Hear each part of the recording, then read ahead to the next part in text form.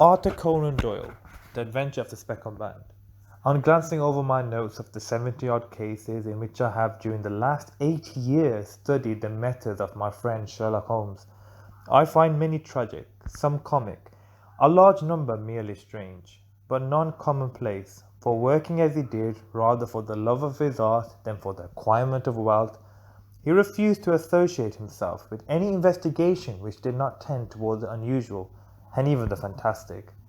Of all these varied cases, however, I cannot recall any which presented more singular features than that which was associated with the well-known Surrey family of the Royalists of Stoke Moran.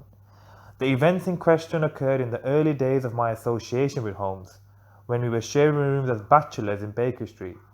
It is possible that I have placed them upon record before, but a promise of secrecy was made at the time, for which I have only been freed during the last month by the untimely death of the lady to whom the pledge was given. It is perhaps as well that the facts should now come to light, for I have reasons to know that there are widespread rumours as to the death of Dr. Grimsby Roylott, which tend to make the matter even more terrible than the truth. It was early in April in the year 83 that I woke one morning to find Sherlock Holmes standing, fully dressed, by the side of my bed.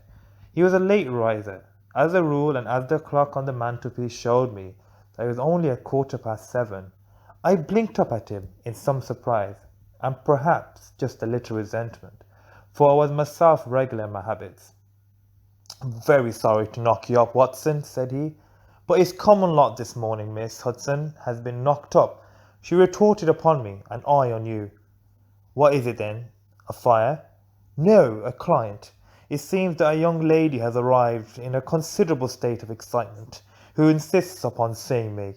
She is waiting now in the sitting room. Now, when young ladies wander about the metropolis at this hour of the morning, and knock sleepy people up out of their beds, I presume that it is something very pressing which they have to communicate.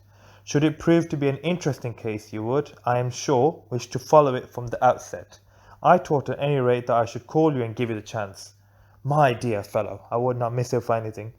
I had no keener pleasure than in following Holmes in his professional investigations, and in admiring their rapid deductions, as swift as intuitions, and yet always founded on a logical basis, with which he had unravelled the problems which were submitted to him. I rapidly threw on my clothes and was ready in a few minutes to accompany my friend down to the sitting room. A lady dressed in black and heavily veiled, who had been sitting in the window, rose as we entered.